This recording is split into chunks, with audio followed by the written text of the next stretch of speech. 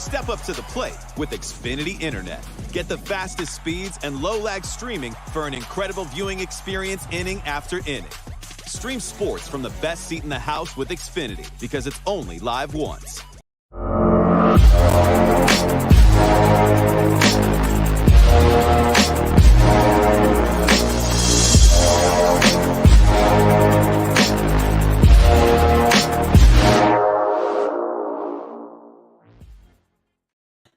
Welcome, everyone, to Inquirer Live at Gameday Central, sponsored by Xfinity. Alongside EJ Smith, I am Olivia Reiner. We are coming at you live, finally, draft day, gearing up for the first round of the 2024 NFL Draft. We're going to have lots of Eagles news to discuss coming up here shortly in just a minute, getting you all set for the first round and what the Eagles might be looking to do. EJ, how you doing? I'm doing well, Olivia. It's been a while since I've heard the Gameday Central music, so it just, that immediately puts me in a good mood. No, I'm excited to be here. I'm excited to finally be at the draft. All of the talk leading up to it, all of the, predictions and speculation is over. I'm really excited for this to get started. The draft day, moniker kind of took a hit with the movie a few years ago. I would be curious to hear your thoughts on that, but I know we have a lot to get to. So, no, I'm excited for the draft for sure. I'm also excited. I'm also ready for the end of the speculation. So we have lots to discuss today. The draft does not begin until 8 p.m. tonight. However, we will have lots of updates over on Inquirer.com/Eagles. Lots of draft stories, coverage out of the NovaCare complex. Plus talking to some of the front office members after each round throughout the weekend. So lots of good stuff over there. Of course, you can be a part of our conversation in today's show. We want to hear from you. If you're watching right now, Inquirer.com/live. That is the place for you to engage with us and other Eagles fans. You can send us your questions and comments using the comment button on the page. So we look forward to seeing some of your questions and comments in just a little bit. But let's kick things off by talking about a little bit of a broad overview of where things stand right now for the Eagles going into tonight's draft. The Eagles possess the 22nd overall pick in the first round. They have 8 picks total, including 2 picks in the second round, number 50 and 53. If there is anything we know about Eagles general manager Howie Roseman, it is he likes trades of all kinds, of all shapes and sizes, particularly in the first round. He has traded up 4 times in the last 6 drafts in the first round. EJ, if you're thinking about where they're picking tonight at number 22, how likely is it that they stay there or look to trade up or trade back? Yeah, I think it's likely that they will look to do something. And honestly, the recent history aside, like the Eagles have seemingly found a formula of identifying kind of like where the tier skips are in the first round of the draft. Kind of where the drop off happens, and I think they do a good job of trying to identify that and getting to a point where they won't miss out on the second or third tier of first round prospects. We've seen them do it with Jordan Davis, Jalen Carter. These are players like that they identify as the ones they want, and they figure out which teams may be interested in. Devontae Smith, it comes to mind for that too, where they traded up 2 spots to make sure that they could secure him ahead of the Giants. So, these things, usually like you hear about GMs not wanting to trade up and not, overvaluing their own evaluation of players. But I think it has worked out for the Eagles in recent years, more often than not, identifying players that they want and figuring out where they have to get to. And yeah, as you said, Howie Roseman in his pre-draft press conference, those guys keep a lot of things close to the vest, but he was not shy to admit he likes the trades. He likes it when the phone's ringing and when he can kind of figure out how to maneuver the draft board. He likes the trades. That was probably my favorite quote to come out of that press conference. EJ, we have talked about the Eagles' just track record in the first round in general. When you look at their picks prior maybe to number 20 overall in the first round, they've been pretty good, at least for the most part in recent history. When you look after that, at least as far as Howie Roseman is concerned in the first round, anywhere after 20 in the first round, essentially, they've had a little bit more of a hard time nailing down exactly who, might stick in the long term. Do you think how much of a role do you think that might play? Like, do you think that there is, I guess, a legitimate argument to be made that the Eagles have not had a lot of success drafting after number 20 in the first round in particular?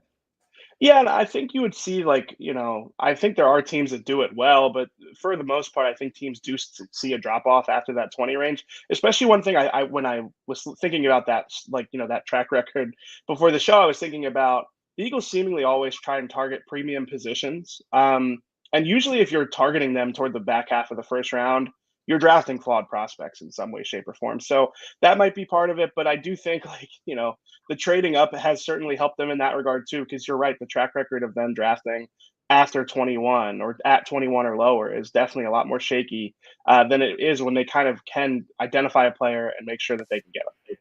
Mhm.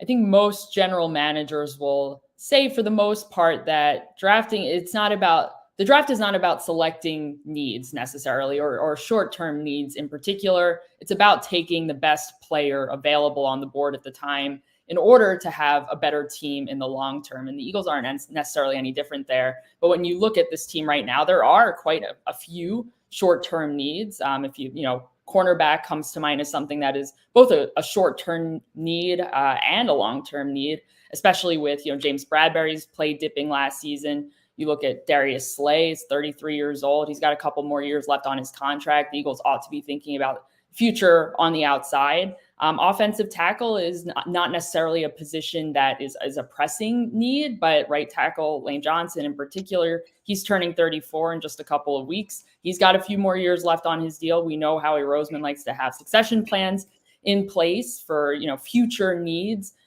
When you look at the needs that do exist on the roster, either now or on the long term, how do you expect them to be addressed in this year's draft?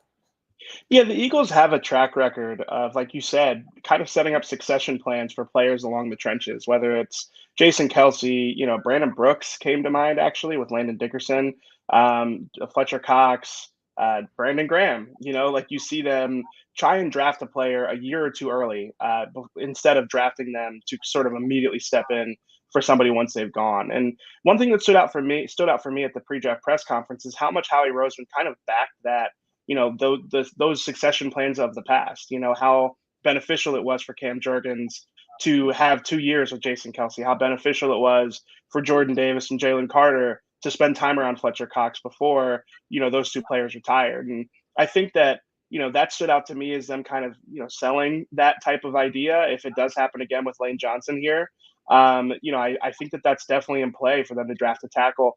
And, Landon Dickerson is the cautionary tale of like, it might not seem like that player is going to play. I remember when they drafted Landon Dickerson, it was like, where's he going to play? And then he played, I think it was 13 or 14 games that year. He became a really important part of the offensive line right away. Um, if they draft a tackle in the first round, it might not seem like they're going to be a day one contributor, but Lane Johnson, has been healthy, but he has dealt with injuries in his career. Jordan Mailata dealt with injuries early in his career. Obviously, the Eagles would like for those two guys to play the entire season, but I think they do need depth at tackle. They lost Jack Driscoll in free agency. They've got Fred Johnson, but for the most part, the Eagles don't want to be that thin at tackle. So whether it's the first round or at some point in the draft, I definitely think offensive tackle is a big need for them for the reasons you said. Mhm. The Eagles were quite active in free agency, adding quite a slew of players, including running back Saquon Barkley. We saw edge rusher Bryce Huff get signed, CJ Gardner-Johnson brought back. Lots of different players. Hassan Reddick leaves for the New York Jets via trade. When you look at all of the position groups that they addressed in this particular offseason already, could they stand to continue to add to those groups either, early in the draft or later on? For sure, for both of them too. I think at edge rusher, like that's one of the positions the Eagles have very consistently targeted with premium picks. It's a position that they want to be deep at, and I think that their depth is a little bit shakier than it has been in years past. And for a contending team, I could see them addressing edge rusher. It's not the best class of edge rushers. I think if we'll talk about this later with offensive tackles and corners, where there's a deep class, there's a deep group that is expected to go in the first round. Edge rusher is not really quite like that. It's not the best year if you need an edge rusher. But I mean, again, the Eagles have, prioritized that position. I think that they still do have a need there. And at safety, like with Vic Fangio, he uses a lot of three safety sets. He likes to have versatile defensive backs. And obviously, Sidney Brown is coming off an ACL injury. So I think that they do have needs at both of those positions. Maybe they're not pressing day one needs, but I do think they'll address them at some point. Let's start to drill down into those particular prospects that might interest the Eagles in the first round. And to do that, we are honored to be joined by Inquirer draft analyst Devin Jackson. We'll bring him in to give us some of his thoughts. Devin, it's great to see you as always. Yeah, great to see you both. This is Christmas Day for me at the very least. Love the NFL draft, everything that goes into it. So excited to kind of break down where the Eagles might go at 22 and beyond in the draft. Well, I would call it the Super Bowl, but I suppose that there is already a Super Bowl in the NFL, but it's the offseason Super Bowl, at least for you, Devin. Let's start with some of the offensive tackle prospects. As EJ already mentioned, there could be an interest there, especially early on, if the Eagles are interested in identifying Lane Johnson's long-term successor. Devin, we'll start with you, and then we'll all kind of chime in here. But Devin, who might be available to the Eagles at number 22 that you think could potentially be a good fit for them? Yeah, so I'll start with Tyler Guyton from Oklahoma. The connections are obviously there with him being from Oklahoma. Lane Johnson kind of serving as his mentor throughout this draft process, and kind of his own story. He started off as a tight end with TCU before transferring over to tackle, and very similar to kind of Lane Johnson's story at Oklahoma. But Guyton is a really smooth, athletic player that has really emerged over the last couple of seasons. Doesn't have a lot of starts to his name in his career, but a guy that can be a developmental option for the Eagles at 22. He's going to be there most likely at 22 if the Eagles decide to not move up or back, depending on how the draft shakes out. But Guyton is at the top of the list in terms of guys that they've shown interest in throughout the draft process and will make a lot of sense in a succession plan for Lane Johnson. Mm-hmm. As we've already discussed, this is a really strong tackle class. So it's hard to gauge who might be there at 22 or who might be within a few spots of the Eagles trading up. But all of that said, EJ, regardless, who could potentially be of interest to the Eagles at tackle? Yeah, especially at 22, I was going to mention Amarius Mims. Now, the Eagles have actually been pretty easy to read when it comes to like top 30 visits and who they eventually take in the first round.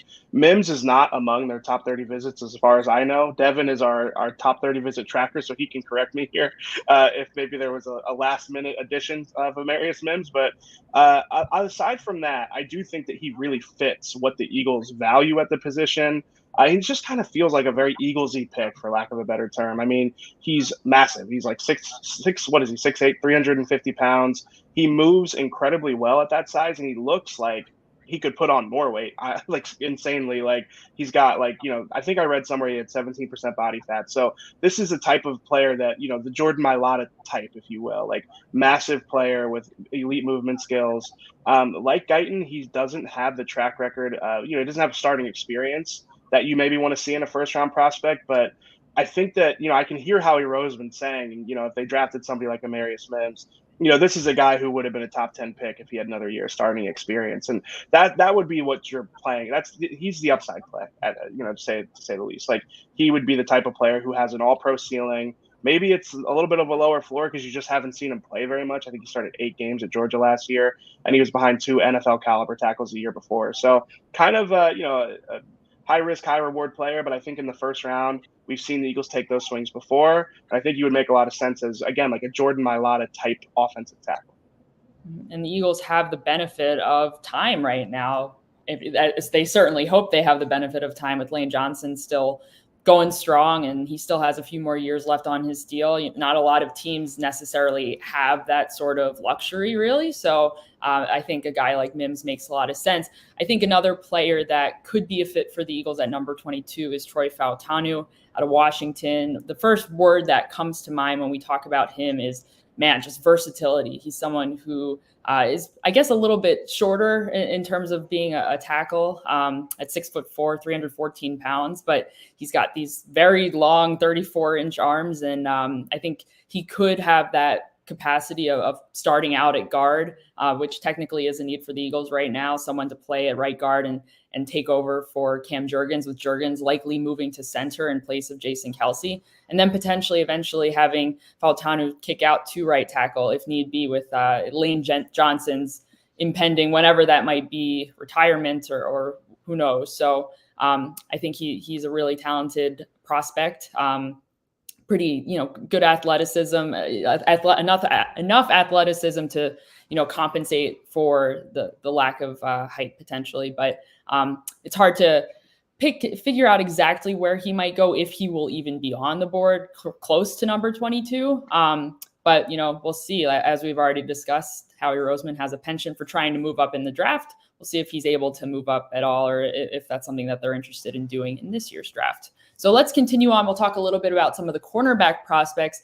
Again, we've already brushed on this topic a little bit, but this is kind of both a short-term need and a long-term need potentially for the Eagles. When you look at this class, and there's some really talented prospects at the top of this class in particular, Devin, who really stands out as a good fit for the Eagles?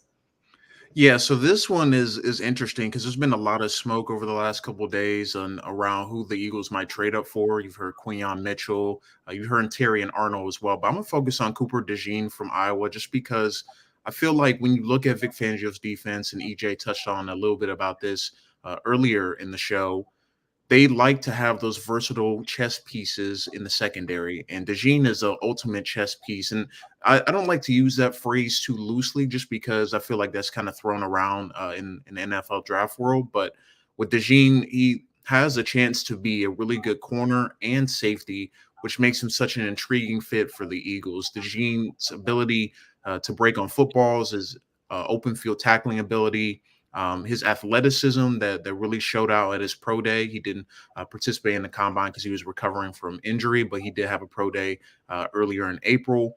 Plus his return ability as a punt returner. He did some special things with the ball in his hands, and he goes and gets the football. And I think you need those type of guys in your secondary. And he's a guy early in the process that made a lot of sense in terms of how he fits with the Eagles. And even around all the smoke around Mitchell and Arnold, and I'm sure you guys will touch on those prospects, I think DeJean is the best fit of the three, just because of what he brings from a versatility standpoint, ball skill standpoint, and athleticism standpoint to fit in where he needs to be. I will say, Devin, I love when people refer to him as a chess piece. I'm always like, well, which chess piece is he? Is he a queen? Is he a king? Is he a rook? Like, I want to know what chess piece people think he is, but I guess that's not exactly the point of this exercise. It's a good call. I appreciate that. EJ, if you had to pick a different cornerback in this particular range, or even, trading up a little bit, who would you be zeroing in on?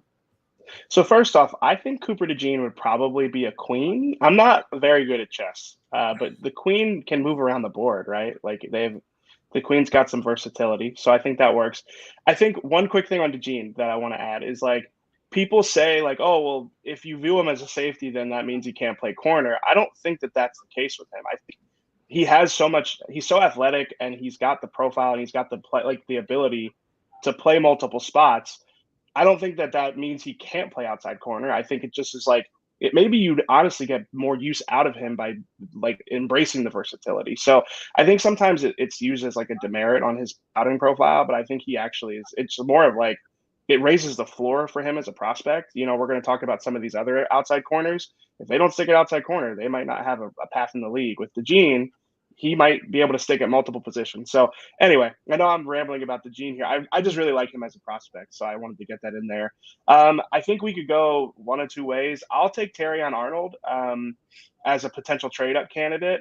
I like him because he has experience in press coverage. I think Quinyon Mitchell is also a really impressive prospect.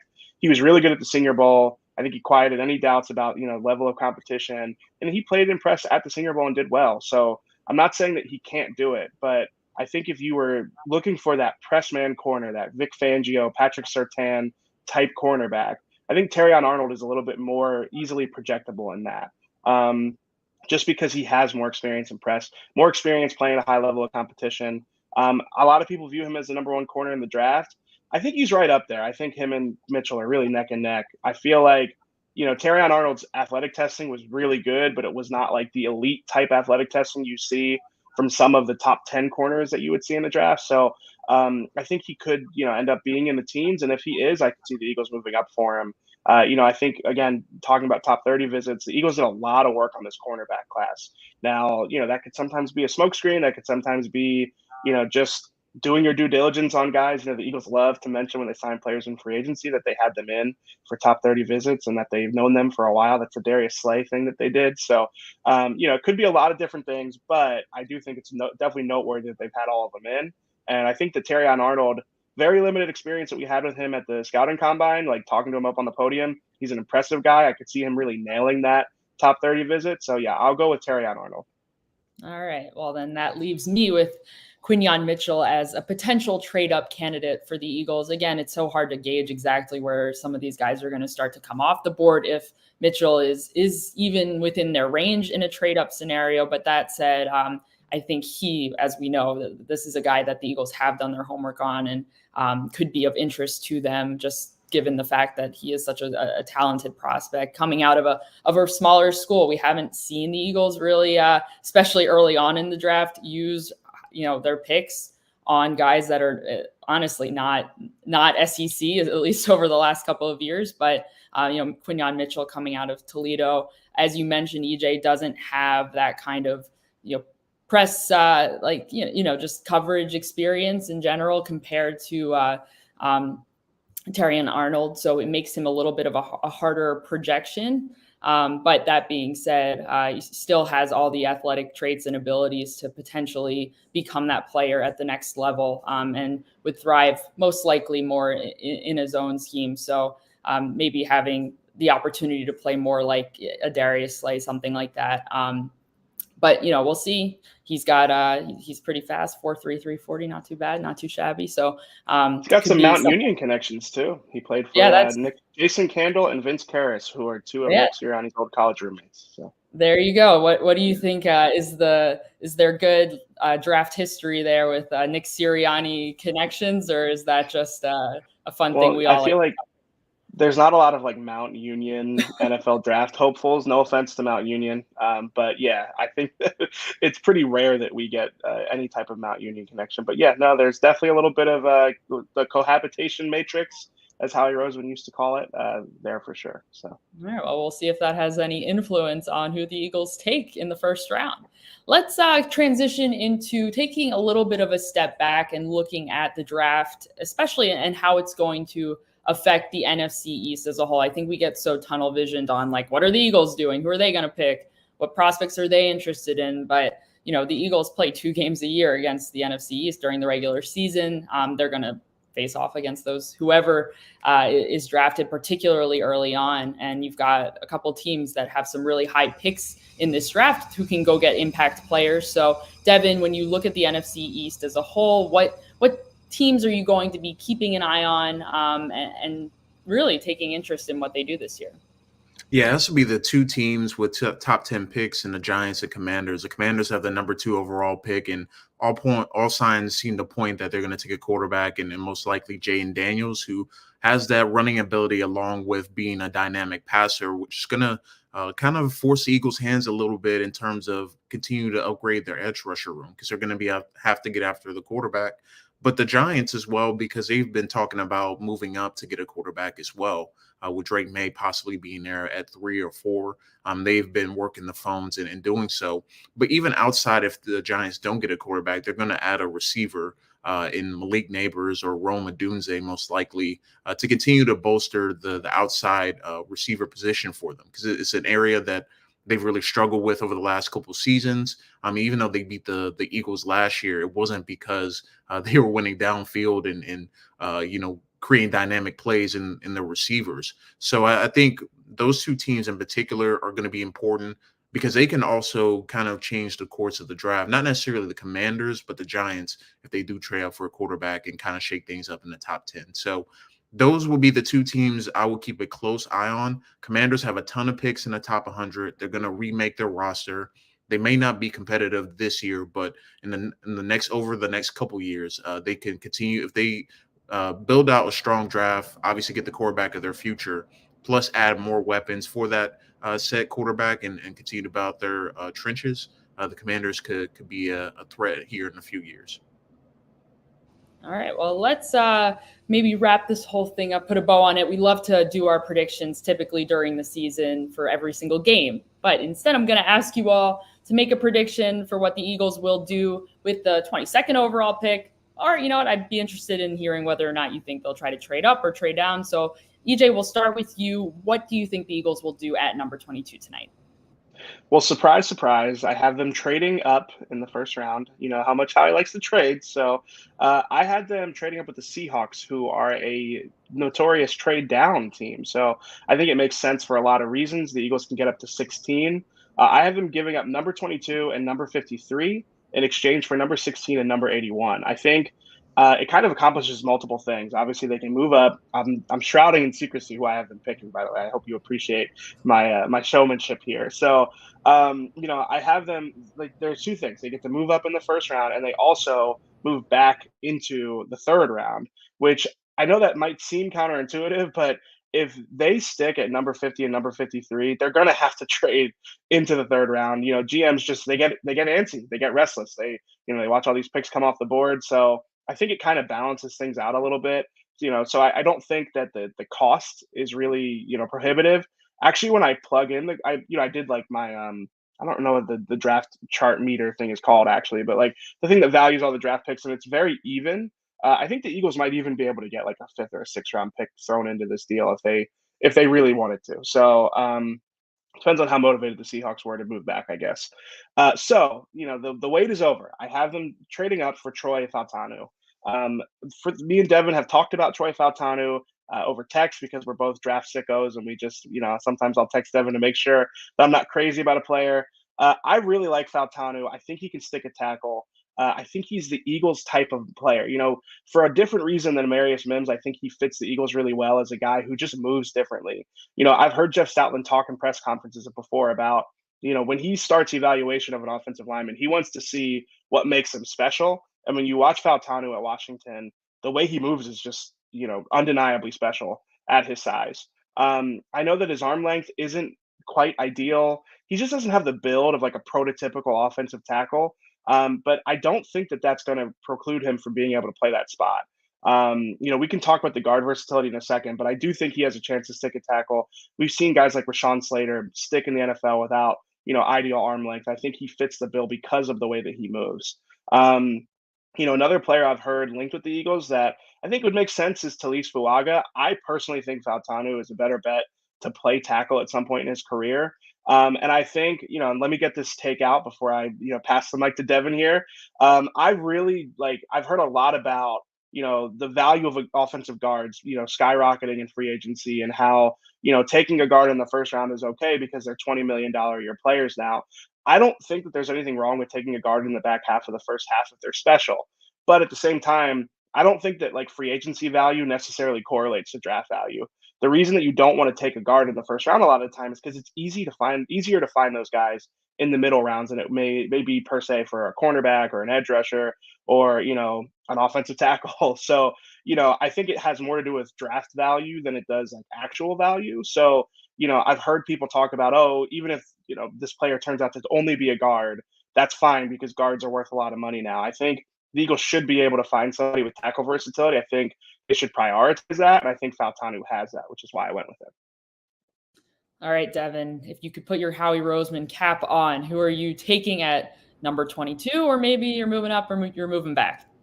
Yeah, I just want to add a few thoughts to EJ's Fautanu, pick. Also noteworthy that, Stoutland was running the drills at the NFL Combine. He couldn't stop staring at Fautanu while he was going through those drills. And then also Fautanu at the podium said his game is reminiscent of Rashawn Slater. So I would like to back those 2 points that EJ made up about the Eagles' interest in him and how he would fit with the Eagles. But for my own prediction, I made a 7-round mock draft a few days ago, and I think I'm going to stick with that pick.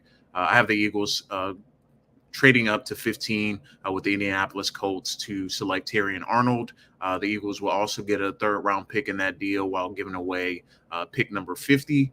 Kind of a swap there because I also have the same philosophy that the Eagles, if they don't take a tackle / guard versatility guy in round 1, I think there's some guys on day 2 worth taking. But Terrion Arnold for me just makes the most sense. You look at where the Eagles have gone in the first round, the types of players they go after. Georgia and Alabama comes to mind. I know the interest around Toledo's Quinyon Mitchell, what he's able to do, some of the connections that Sirianni has with to the Toledo coaches, and some of the smoke that's been brought up around that. I just think when you look at what Terrion Arnold brings, his profile, his versatility, and the ability to play in the slot as well as playing outside corner, his tackling ability, and his mindset. They need kind of that dog mentality in the secondary. Is something that they kind of lacked last season, especially with Darius Slay in and out of the lineup. They need someone that they can count on in those one-on-one situations that needs to make a play. And Terrion Arnold rose above his teammate Kool-Aid McKinstry as a draft prospect this year, and just as a potential NFL player as well. Really bursts on the scene, but he really checks a lot of the boxes. The Eagles show interest in him at the Combine. They brought him for a top 30 visit, and it really tracks in what they have done over the last couple of years with their first-round pick. So I think if Arnold is there at 15 or even in those early teens, I think the Eagles go up, make the move, and get the cornerback of their future. All right, so we've got representation at cornerback, at tackle. I'm going to continue along the trend at tackle, although I will say I think this is definitely a trade-up scenario. I don't know exactly how high of a trade-up scenario it would have to be. Honestly, I feel like I've seen this name popping up more earlier and earlier, maybe even as like a second tackle off the board, third tackle off the board in this year's draft. So this might be completely out of the Eagles' range here, but I'm going to go with J.C. Latham out of Alabama just to continue along, Devin, with your SEC projection here. Definitely a different prospect than Fautanu, for example, but still, a really impressive athlete. I think you also mentioned like, okay, what is this player's calling card, EJ? And I think for him, it's just something that stands out when you watch him is just how strong he is. He is a big dude, 6'6", 342 pounds. So, you're looking at someone who's a little bit more within the prototype that the Eagles have looked for historically. But just his strength going up against rushers and in the run game is something that I think that they could use really well. And he also has a potential, an ability to kick inside at guard if need be too. So I don't think that should necessarily be like, a priority for the Eagles, depending on it. If they're looking for a tackle early on in this draft, I don't think they necessarily need to absolutely like we need a guard or someone who has the potential to play guard. You want to go for the best player available who you think can help the team out long term. And EJ, as you already mentioned, the Eagles have had a lot of success in later rounds identifying starting caliber guards.